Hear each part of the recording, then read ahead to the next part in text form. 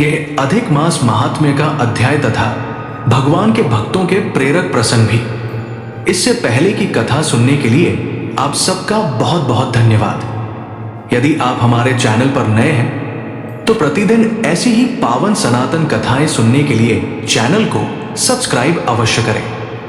जब देवर्षि नारद ने श्री नारायण से पूछा कि हे मुनि, चिंता करते करते पृथ्वीपति राजा दृढ़धनवा का क्या हुआ, सो आप कहिए, क्योंकि हे मुनि, निर्मल वैष्णव चरित्र थोड़ा भी अगर सुना जाए तो सभी पापों का नाश हो जाता है। तब श्री नारायण जी बोले, हे नारद। इसके बाद चिंता से आतुर राजा दृढ़धनवा के घर वाल्मीकि मुनि आए, जिन्होंने परम अद्भुत तथा सुंदर रामचंद्र जी के चरित्र का वर्णन किया है। राजा दृढ़धनवा ने दूर से ही वाल्मीकि मुनि को आते हुए देखा तो घबराहट के साथ जल्दी से उठकर भक्तियुक्त होकर उनके चरणों में दंडवत प्रणाम किया। भली भांति पूजा कर उत्तम आसन पर ऋषि को बिठाकर उनके चरणों को गोद में लेकर दोनों हाथों से धोया। उस चरणोदक को बड़े हर्ष के साथ सिर पर धारण कर शुक पक्षी की बातें याद करते हुए राजा दृढ़धनवा ने मधुर वचनों से इस प्रकार कहा। राजा बोला, हे भगवान, इस समय मैं धन्य हूं, मैं भाग्यवान हूं, मेरा जन्म सफल हुआ। हे प्रभु, आज मेरा मनोरथ पूर्ण हुआ है। आज आपके प्रत्यक्ष दर्शन से शास्त्रों के यथार्थ अर्थ का ज्ञान सफल हुआ। हे जगत को पावन करने वालों को भी पावन करने वाले, आज मैं अपने भाग्य का क्या वर्णन करूं। श्री नारायण बोले। इस तरह वाल्मीकि मुनि से कहकर वो राजा मौन हो गए। इसके बाद वाल्मीकि मुनि उस राजा को विनययुक्त देखकर बड़े प्रसन्न हुए और जनता को आनंदित करते हुए बोले, हे राजा, ठीक है, तुमने उक्त प्रकार की सभी बातों का होना संभव है। हे राजन, तुम चिंता से आतुर क्यों हो? सो सब मन की बात कहो। ऐसा लगता है कि तुम्हारी कुछ कहने की इच्छा है, इसलिए हे महामते, उस बात को कह डालो। तब राजा दृढ़धनवा बोला, हे मुनिवर, आपके चरण कमलों की कृपा से सदा सुख ही सुख है। लेकिन हे विद्वान, हमारे हृदय में एक बड़ा संदेह है। वन में होने वाले शुक पक्षी के मुख से निकले हुए बाण के समान उस वचन को दूर कीजिए। किसी समय मैं शिकार खेलने के लिए घने जंगल में गया। वहां घूमता घूमता मैंने एक तालाब देखा, उसका जल पिया।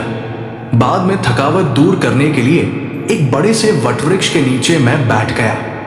अत्यंत घनी और सुंदर छाया वाले और मन तथा आंखों को आनंदित करने वाले उस वृक्ष पर बैठे हुए सुंदर शुक पक्षी को जब मैंने देखा तो उस शुक पक्षी पर हमारी नजर गई। तब उसने हमारे सामने एक श्लोक पढ़ा कि इस पृथ्वी पर विद्यमान अतुल सुख को देखकर तू आत्मा का चिंतन नहीं करता है तो इस संसार के पार कैसे जाएगा। हे मुनिवर, मैं इस प्रकार शुक पक्षी के वचनों को सुनकर हैरान हो गया। हे ब्राह्मण, मैं नहीं जानता कि उस शुक पक्षी ने क्या कहा।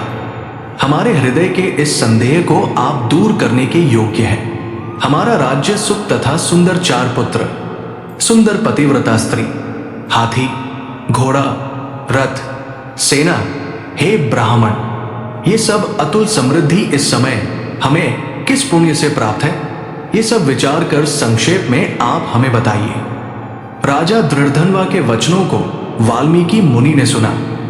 प्राणायाम कर एक मुहूर्त तक ध्यान में मगन होकर हाथ में रखे हुए आंवले के फल के समान विश्व संसार के भूत, भविष्यत और जो वर्तमान विषय है उनको हृदय में समाधि के बल से जानकर और निश्चय कर राजा से बोले।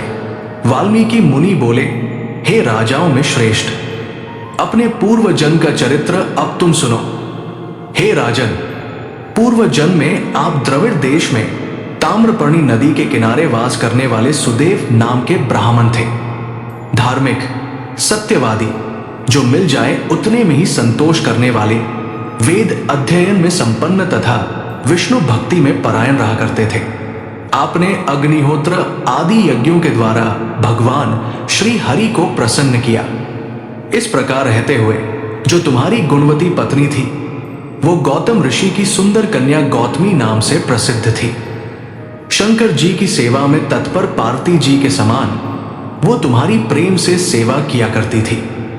गृहस्थ आश्रम धर्म में धर्म पूर्वक वास करते हुए बहुत समय बीत गया, किंतु तुम्हें कोई संतान नहीं हुई। एक दिन अपनी पत्नी से सेवित आसन पर बैठा हुआ दुखी ब्राह्मण गदगद स्वर से बोला, हे सुंदरी, संसार में पुत्र से बढ़कर दूसरा कोई सुख नहीं है, और तपदान से उत्पन्न पुण्य दूसरे लोक में सुख देने वाला होता है। शुद्ध वंश में होने वाली संतान इस लोक में तथा परलोक में कल्याण करने वाली होती है।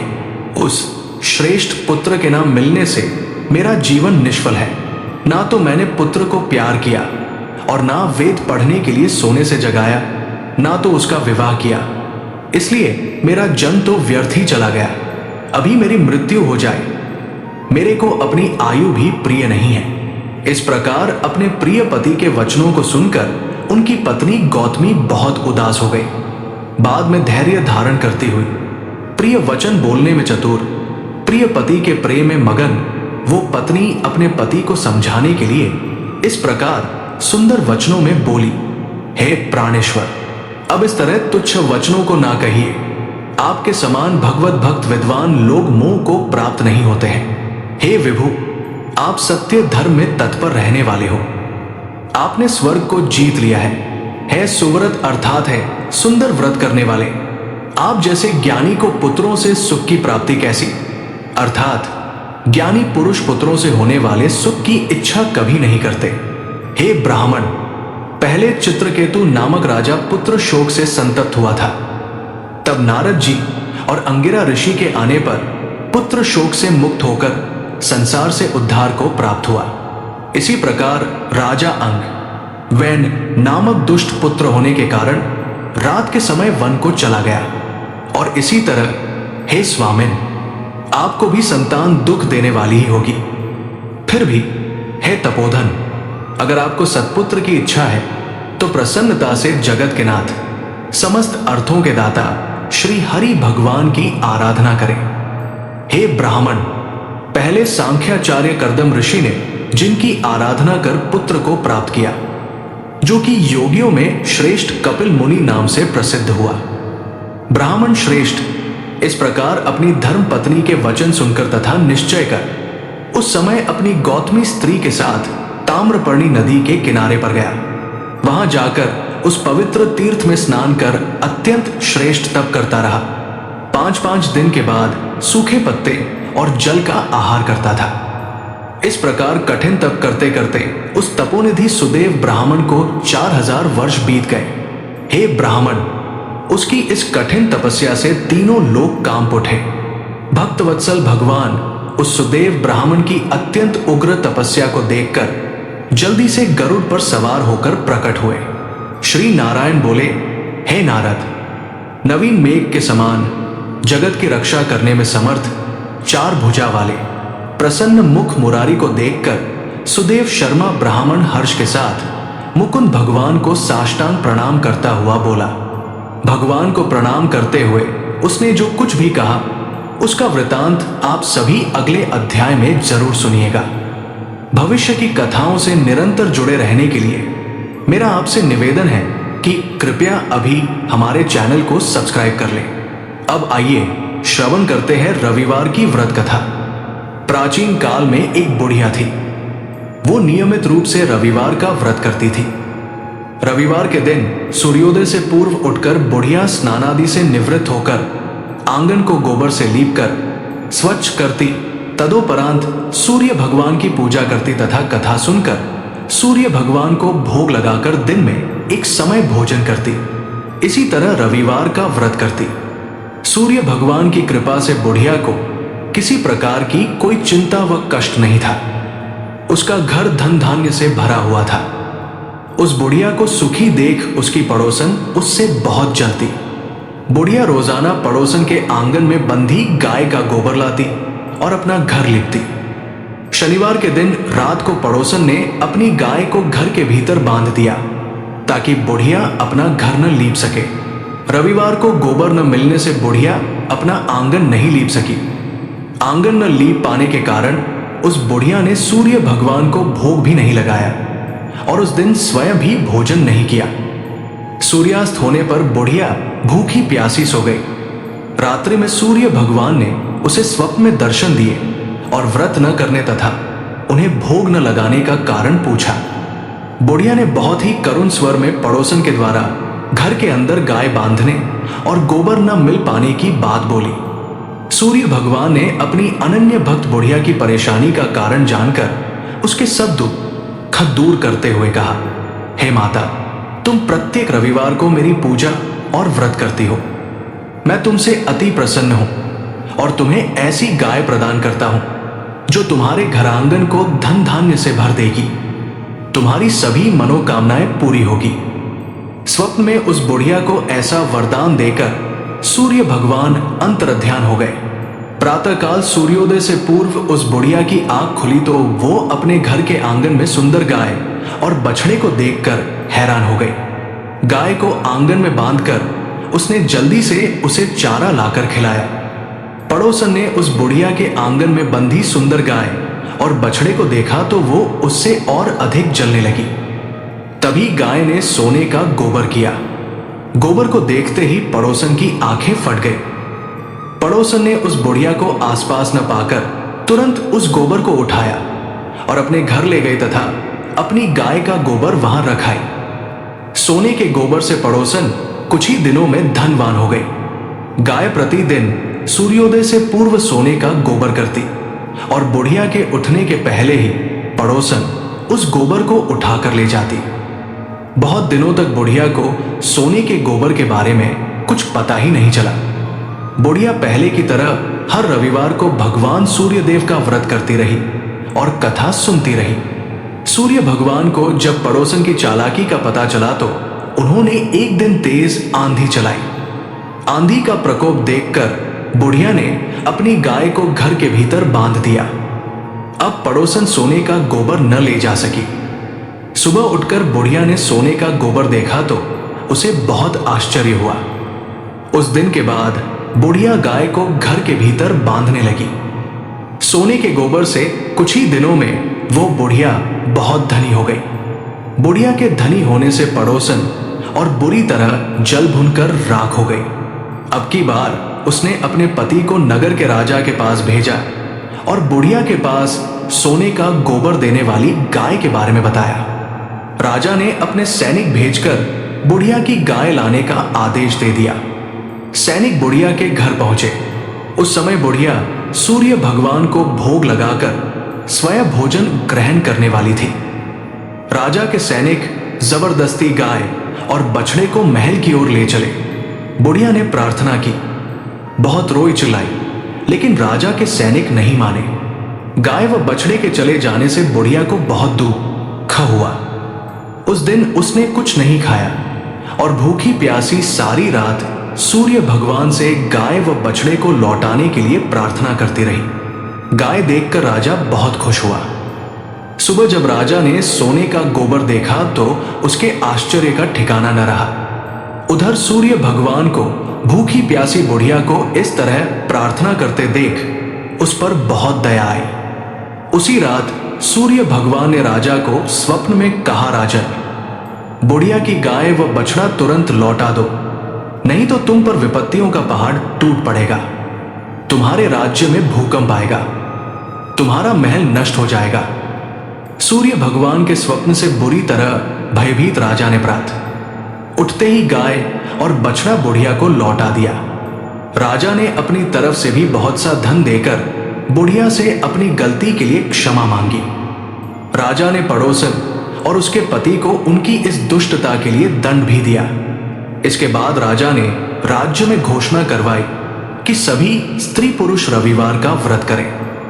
जनता ने भी ऐसा ही किया।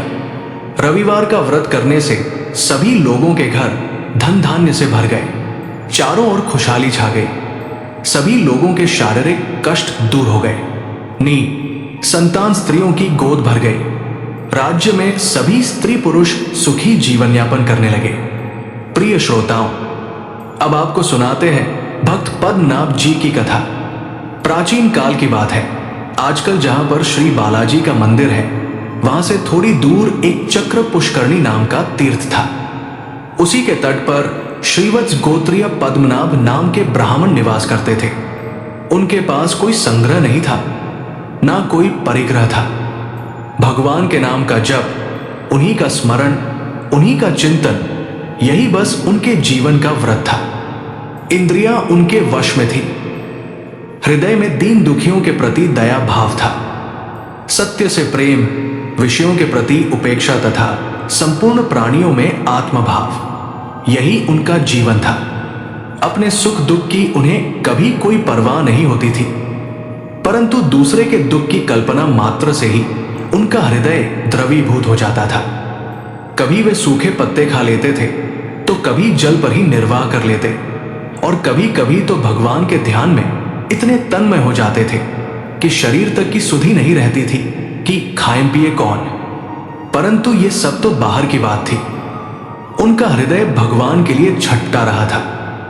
उनके सामने अपने जीवन का कोई मूल्य नहीं था। वे तो ऐसे ऐसे 100 जीवन न्योछावर करके भगवान को, अपने प्रियतम प्रभु को प्राप्त करना चाहते थे। उनके हृदय में आशा और निराशा के भयंकर तूफान उठा ही करते।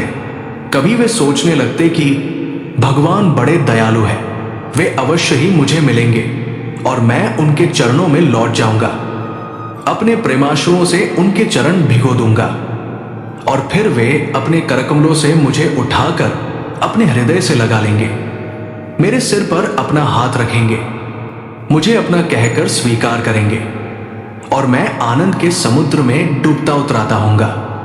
कितना सौभाग्यमय होगा वो क्षण, कितना मधुर होगा उस समय का जीवन। वे कहेंगे वरदान मांगो, और मैं कहूंगा मुझे कुछ नहीं चाहिए, मैं तो बस आपकी सेवा करूंगा, आपको देखा करूंगा। आप मुझे भूल जाओ या याद रखो, मैं आपको कभी नहीं भूलूंगा। ऐसी भावना करते करते पद्मनाभ जी आनंद विभोर हो जाते। उनके पूरे शरीर में रोमांच हो आता, आंखों से आंसू गिरने लगते। उनकी ये प्रेम मुग्ध अवस्था बहुत देर तक रहती। वे सारे संसार को भूलकर प्रभु की सेवा में लगे रहते। कभी कभी उनके चित्त में ठीक इसके विपरीत भावना भी आने लगती। कहां मैं क्षुद्र प्राणी, दीनहीन, मलिन हृदय, और कहां निखिल ब्रह्मांड के अधिपति भगवान। मेरे इस पापपूर्ण हृदय में भला वो क्यों आने लगे? मैंने कौन सी ऐसी साधना की है जिससे रीझ कर वो मुझे दर्शन देंगे?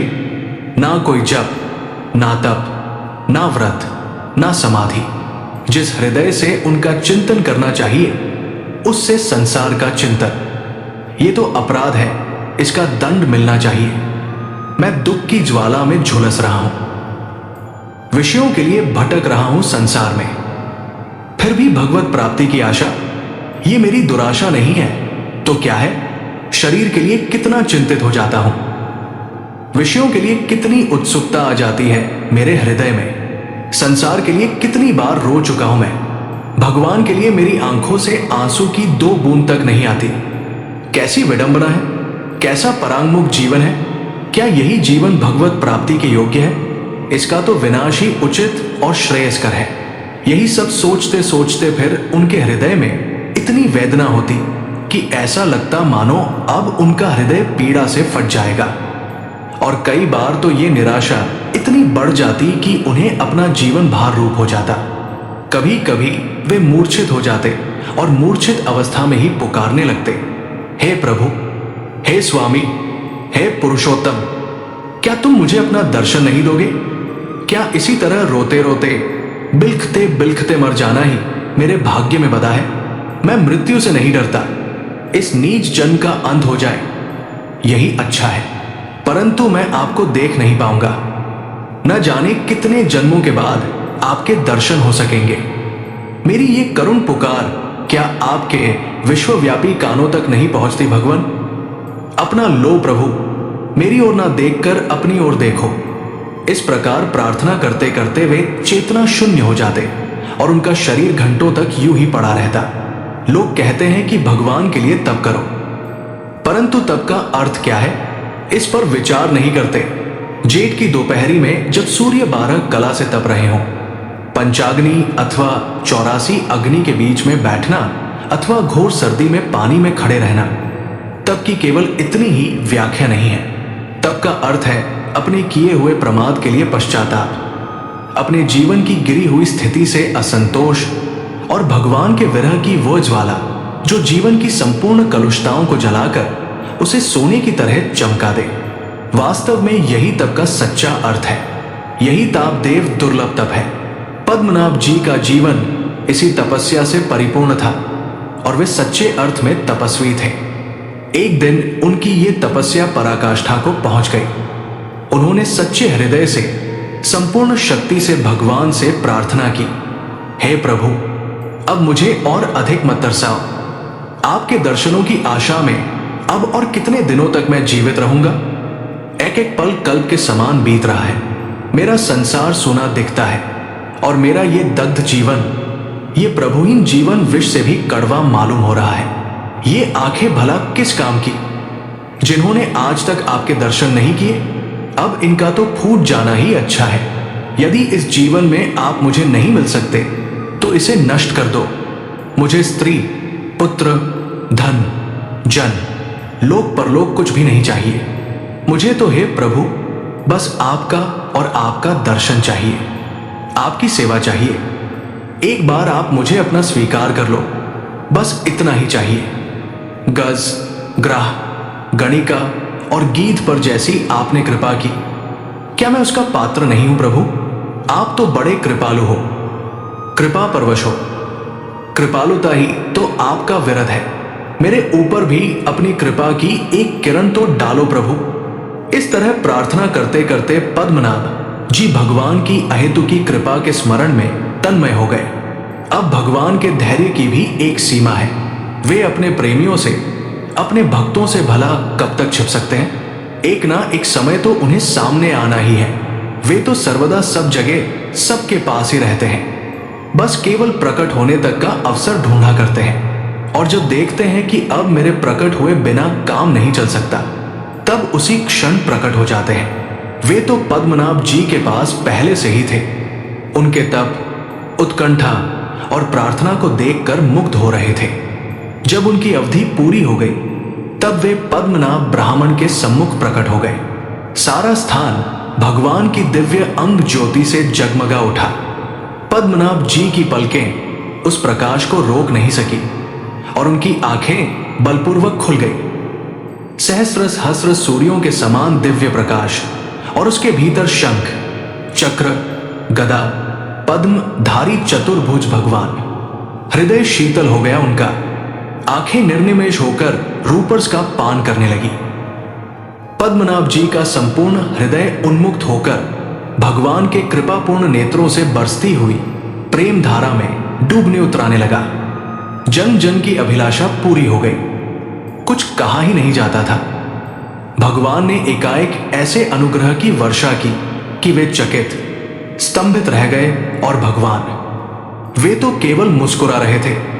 भक्त और भगवान के इस अद्भुत मिलन को सुनते हुए यदि आपके हृदय में भी भक्ति जागी है तो हमारे चैनल को सब्सक्राइब करना न भूलें। कुछ क्षणों तक निस्तब्ध रहकर फिर गदगद वाणी से पद्मनाभ जी ने स्तुति की, प्रभु, आप ही मेरे निखिल जगत के और जगत के स्वामियों के भी स्वामी हैं। संपूर्ण ऐश्वर्य और माधुर्य आपके ही आश्रित है। आप पतित पावन हैं। आपके स्मरण मात्र से ही पापों का नाश हो जाता है। आप तो घट घट में व्याप्त है। जगत के बाहर और भीतर केवल आप ही आप हैं। आप विश्वातीत, विश्वेश्वर और विश्वरूप होने पर भी भक्तों पर कृपा करके उनके सामने प्रकट हुआ करते हैं। ब्रह्मादि देवता भी आपका रहस्य नहीं जानते, केवल आपके चरणों में भक्ति भाव से नम्र होकर प्रणाम ही करते हैं। आपकी सुंदरता, आपकी कोमलता और आपकी प्रेम परवशता भला किसे अपनी ओर आकर्षित नहीं कर लेती। आप क्षीर सागर में शयन करते रहते हैं, फिर भी अपने भक्तों की विपत्ति का नाश करने के लिए सर्वत्र चक्रधारी रूप में विद्यमान रहते हैं। भक्त आपके हैं और आप भक्तों के हैं। प्रभु, जिसने आपके चरणों में अपना सिर झुकाया, उसको आपने समस्त विपत्तियों से बचाकर परमानंदमय अपना धाम दे दिया। आप तो योगियों के लिए भी समाधि गम्य हैं, वेदांतियों के ज्ञान स्वरूप आत्मा है और भक्तों के सर्वस्व है। प्रभु, मैं आपका हूं। आपके चरणों में समर्पित हूं, नत हूं। ऐसा कहकर पद्मनाभ जी मौन हो गए। और कहना ही क्या था, अब भगवान की बारी आई। वे जानते थे कि पद्मनाभ जी निष्काम भक्त हैं। इनके चित्त में संसार के भोगों की तो बात ही क्या, मुक्ति तक की इच्छा नहीं रखते हैं ये। इसलिए उन्होंने पद्मनाभ जी से वर मांगने के लिए कहा ही नहीं, बल्कि उनके चित्त की स्थिति जानकर उनको सुधामी वाणी से सींचते हुए भगवान ने कहा, हे महाभाग ब्राह्मण देव, मैं जानता हूं कि तुम्हारे हृदय में केवल मेरी सेवा की ही इच्छा है। तुम लोक, परलोक, मुक्ति और मेरे धाम तक का त्याग करके मेरी पूजा सेवा में ही अपना सुख मानते हो और वही करना चाहते हो। तुम्हारी ये इच्छा पूर्ण हो, कल पर्यंत मेरी सेवा करते हुए यही निवास करो और अंत में तो तुम्हें मेरे पास ही आना पड़ेगा। इतना कहकर भगवान अंतर्ध्यान हो गए और पद्मनाभ जी भगवान की शारीरिक तथा मानसिक सेवा करते हुए अपना सर्वश्रेष्ठ और आनंदमय जीवन व्यतीत करने लगे। भगवान की सेवा पूजा से बढ़कर और ऐसा कर्तव्य ही कौन सा है जिसके लिए भगवान के प्रेमी भक्त जीवन धारण करें। पद्मनाभ जी की प्रत्येक क्रिया, उनकी प्रत्येक भावना भगवान के लिए ही होती थी और स्वभाव से ही उनके द्वारा जगत का कल्याण संपन्न होता था। ऐसे भक्त एकांत में रहकर भी, भगवान की सेवा में ही लगे रहकर भी अपने शुद्ध संकल्प से संसार की जितनी सेवा कर सकते हैं, उतनी सेवा काम में लगे हुए रहकर बड़े बड़े कर्मनिष्ठ भी नहीं कर सकते। इसी प्रकार भगवान की सेवा पूजा करते हुए पद्मनाभ जी को कई वर्ष बीत गए। वे एक दिन भगवान का स्मरण करते हुए उनकी पूजा की सामग्री इकट्ठी कर रहे थे। इसी समय एक भयंकर राक्षस ने उन पर आक्रमण कर दिया। उन्हें अपने शरीर का बिल्कुल भी मोह नहीं था। मरने के बाद किसी दुखमय स्थान में मुझे जाना पड़ेगा, ये आशंका भी उनके मन में नहीं थी, परंतु राक्षस खा जाएगा, इस कल्पना से उनके मन में ये प्रश्न अवश्य उठा कि तब क्या भगवान ने मुझे अपनी सेवा पूजा का जो अवसर दिया है वो आज ही इसी क्षण समाप्त हो जाएगा। मेरे इस सौभाग्य की यही इसी प्रकार इतिश्री हो जाएगी। भगवान ने मुझे जो एक कल्प तक पूजा करने का वरदान दे रखा है, क्या वह झूठा हो जाएगा? ये तो बड़े दुख की बात है। ऐसा सोचकर उन्होंने सच्चे मन से भगवान से प्रार्थना की। भगवान ने भक्त पद्मनाभ जी की रक्षा के लिए अपने प्रिय आयुध सुदर्शन चक्र जी को भेजा। सुदर्शन जी का तेज कोटि कोटि सूर्यों के समान है। भक्तों के भय को जला डालने के लिए आग की भीषण लपटें उससे निकला करती है। चक्र की तेजोमय मूर्ति देखकर वो राक्षस भयभीत हो गया और ब्राह्मण को छोड़कर बड़ी तेजी से भागा। परंतु सुदर्शन भला उसे कब छोड़ने वाले थे? उन्हें उस राक्षस का भी तो उद्धार करना था। वो राक्षस दरअसल आज से 16 वर्ष पहले गंधर्व था। उसका नाम था सुंदर। वशिष्ठ जी के शाप से वो राक्षस हो गया था। इसकी स्त्रियों के प्रार्थना करने पर वशिष्ठ जी ने कहा था कि ये राक्षस तो होगा, परंतु आज के 16वें वर्ष जब ये भगवान के भक्त पद्मनाभ के ऊपर आक्रमण करेगा, तब सुदर्शन चक्र इसका उद्धार कर देगा। और आज यही 16वां वर्ष पूरा होने वाला था। राक्षस बड़ी तेजी से भाग रहा था, परंतु सुदर्शन चक्र से बचकर वो कहां जा सकता था? देखते ही देखते सुदर्शन चक्र ने उसका सिर काट डाला और तत्क्षण ही वो राक्षस गंधर्व हो गया। वो राक्षस योनि से मुक्त हो चुका था। फिर दिव्य शरीर, दिव्य वस्त्र एवं दिव्य आभूषणों से युक्त होकर सुंदर ने सुदर्शन चक्र को प्रणाम करते हुए उनकी स्तुति की। इसके बाद उसने दिव्य विमान पर सवार होकर अपने लोक की यात्रा की और उधर भक्त पद्मनाभ ने सुंदर के गंधर्व लोक में चले जाने पर सुदर्शन चक्र की स्तुति की कि हे सुदर्शन, मैं आपको बार बार प्रणाम करता हूं। आपके जीवन का व्रत है संसार की रक्षा। इसी से भगवान ने आपको अपने करकमलों का आभूषण बनाया। आपने समय समय पर अनेक भक्तों को महान विपत्तियों से बचाया है। मैं आपकी इस कृपा का ऋणी हूं। आप सर्वशक्तिमान हो। मैं आपसे यही प्रार्थना करता हूं कि आप यही रहो और सारे संसार की रक्षा करो। सुदर्शन चक्र ने भक्त पद्मनाभ की प्रार्थना स्वीकार कर ली और कहा, भक्तवर, आपकी प्रार्थना कभी व्यर्थ नहीं सकती, क्योंकि तुम भगवान के परम कृपा पात्र हो। मैं यही तुम्हारे समीप ही सर्वदा निवास करूंगा। तुम निर्भय होकर भगवान की सेवा पूजा करो। अब तुम्हारी उपासना में किसी प्रकार का विघ्न नहीं पड़ सकता। भक्त पद्मनाभ को इस प्रकार वरदान देकर सुदर्शन चक्र सामने की पुष्करणी नदी में प्रवेश कर गए। इसी से उसका नाम चक्र तीर्थ हुआ।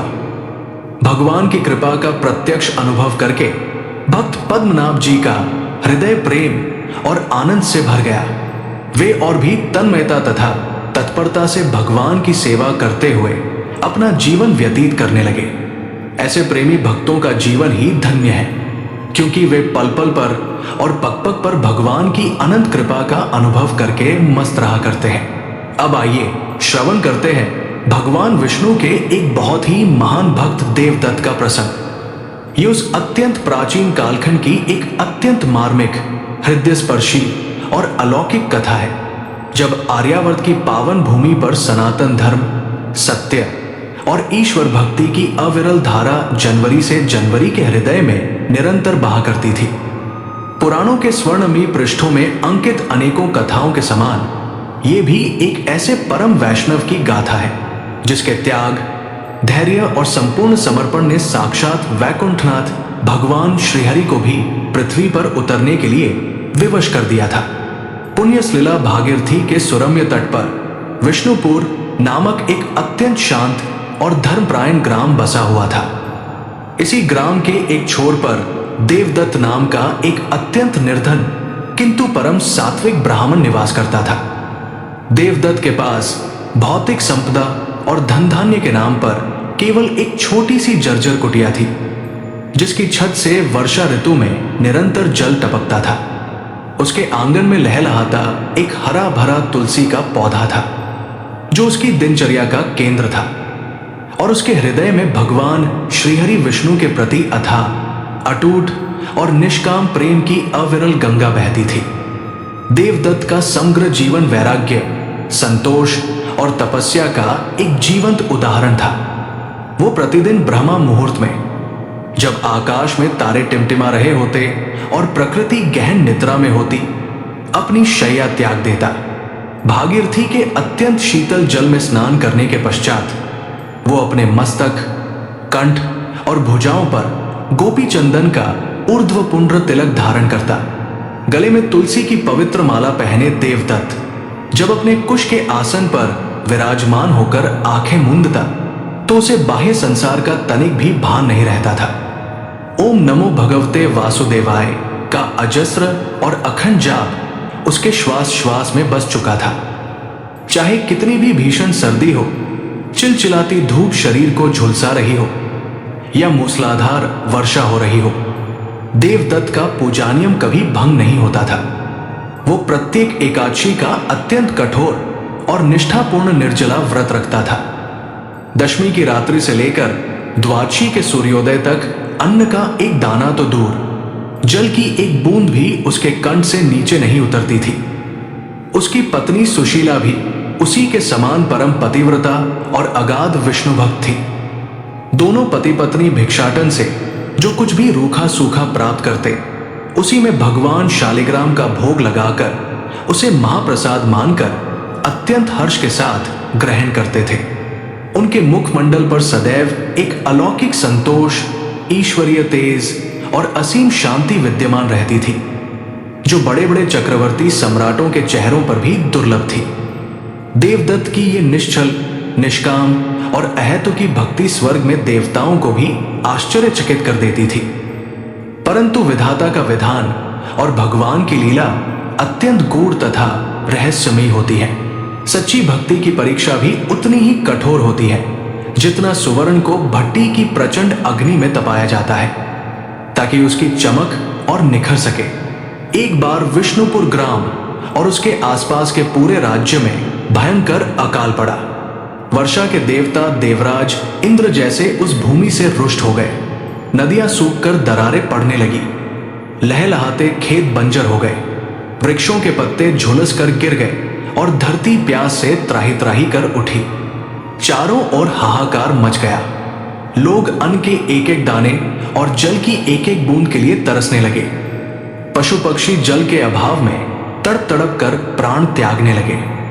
देवदत्त की आजीविका का एकमात्र साधन तो भिक्षा ही था।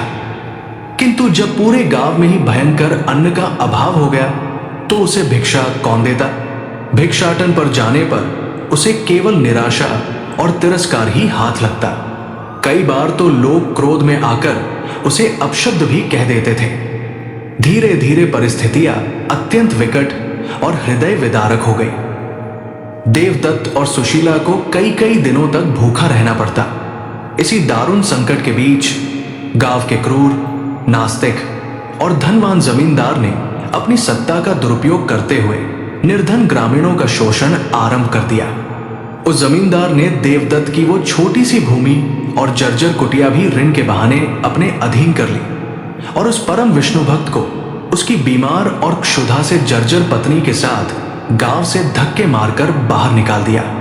अब देवदत्त के पास न तो सिर छुपाने के लिए कोई छत थी और न ही क्षुधा शांत करने के लिए अन्न का एक भी दाना। गांव के अज्ञानी, स्वार्थी और संसारी लोग उसका उपहास उड़ाने लगे। वे ताने मारते हुए कहते, कहाँ है तुम्हारा वो नारायण, जीवन भर तुमने जिसकी दिन रात पूजा की, जिसके लिए तुमने एकादशी के कठोर व्रत रखे और अपने शरीर को सुखाया। आज जब तुम दाने दाने को मोहताज हो और तुम्हारी पत्नी मृत्यु शैया पर है तो वो तुम्हारी रक्षा करने क्यों नहीं आता। तुम्हारी ये भक्ति केवल एक पाखंड है और तुम्हारा ये ईश्वर पर विश्वास निरी मूर्खता है। यदि तुम्हारा ईश्वर सत्य है तो वो तुम्हारी रक्षा क्यों नहीं करता। परंतु इन विषैले और कठोर वाग्बाणों का देवदत्त के शांत और निर्मल मन पर लेश मात्र भी प्रभाव नहीं पड़ा। उसने मुस्कुराकर आकाश की ओर देखा और अत्यंत विनम्रता से कहा, मेरे प्रभु जो कुछ भी करते हैं वो मेरे परम कल्याण के लिए ही होता है। ये विपत्ति और दारुण दुख भी उसी की देन है, उसी का प्रसाद है और वही इस भवसागर की तूफानी लहरों से मेरी नौका को पार लगाएगा। मेरा धर्म केवल उनसे प्रेम करना है, अपनी क्षुद्र इच्छाओं की पूर्ति के लिए उनका व्यापार करना नहीं। एक दिन जब देवदत्त और सुशीला गांव के बाहर एक सूखे वृक्ष के नीचे क्षुधा से तड़प रहे थे और उस दिन पवित्रा एकादशी का पावन व्रत भी था, तभी भगवान श्रीहरि ने अपने भक्त के धैर्य की अंतिम और सबसे कठोर परीक्षा लेने का निश्चय किया। संध्या काल के समय जब सूर्य अस्ताचल की ओर जा रहा था, एक अत्यंत वृद्ध, कुष्ठ रोग से बुरी तरह पीड़ित और क्षुधार्त भिक्षुक देवदत्त के पास आया। उस भिक्षुक के शरीर से भयंकर दुर्गंध आ रही थी और वो दर्द से कराह रहा था। उसने कांपते हुए स्वर में कहा, हे दयालु ब्राह्मण, मैं पिछले 10 दिनों से भूखा हूं, प्राण मेरे कंठ तक आ गए हैं। क्या तुम्हारे पास मुझे देने के लिए कुछ है? अन्यथा मैं यही तुम्हारे सम्मुख प्राण त्याग दूंगा और तुम्हें ब्रह्म हत्या का पाप लगेगा। देवदत्त के पास उस दिन कहीं से भिक्षा में मिले हुए केवल कुछ सूखे बेर थे, जिन्हें उसने अगले दिन द्वादशी के पारण के लिए अत्यंत यत्न से बचाकर रखा था। अपनी और अपनी मृतप्राय पत्नी की तनिक भी परवाह किए बिना उस परम वैष्णव ने वे सभी बेर अत्यंत आदर के साथ उस कोढ़ी भिक्षुक के हाथों में रख दिए। भिक्षुक ने वे बेर खाए और इसके पश्चात घोर कृतज्ञता दिखाते हुए देवदत्त को ही अपशब्द कहने लगा कि तुमने मुझे जानबूझकर सड़े हुए और कड़वे बेर दिए हैं, तुमने मेरा अपमान किया है। इतना कहकर वो भिक्षुक उसे कोसता हुआ वहां से चला गया। इस घटना के पश्चात सुशीला भूख और बीमारी की अधिकता के कारण मूर्छित हो गई। देवदत्त की आंखों से अविरल अश्रुधारा बन निकली, परंतु वे आंसू दुख या पीड़ा के नहीं थे, बल्कि इस ग्लानि के थे कि वो उस क्षुधार्त अतिथि का उचित सत्कार न कर सका। उसने अपनी पत्नी का मस्तक अपनी गोद में रखा और आंखें बंद करके गदगद कंठ से विष्णु सहस्त्र नाम का अखंड पाठ करने लगा। उस घोर अंधकार और भयंकर संकट के मध्य जब संसार में कोई अपना नहीं था, तब भी उस भक्त के होठों पर केवल नारायण नारायण गूंज रहा था। जैसे ही मध्यरात्रि का समय हुआ, प्रकृति में एक अद्भुत और अकल्पनीय परिवर्तन होने लगा। जो आकाश कुछ क्षण पूर्व तक घोर अंधकार और निराशा से ढका हुआ था, वो अचानक करोड़ों सूर्यों के समान एक दिव्य, अलौकिक और स्निग्ध प्रकाश से जगमगा उठा। उस प्रकाश में ताप नहीं, बल्कि एक असीम शीतलता और शांति थी। सूखी हुई धरती के गर्भ से अचानक सुगंधित पारिजात पुष्पों की वर्षा होने लगी और मुरझाए हुए वृक्षों पर नवपल्लव फूट पड़े। वायुमंडल में स्वतः ही शंख, चक्र और दिव्य दुंदुभियों की मंगलमय ध्वनि गूंजने लगी। देवदत्त, जो अपनी मूर्छित पत्नी का मस्तक गोद में लिए भगवान के ध्यान में लीन था, इस दिव्य नाद को सुनकर उसने धीरे धीरे अपने नेत्र खोले।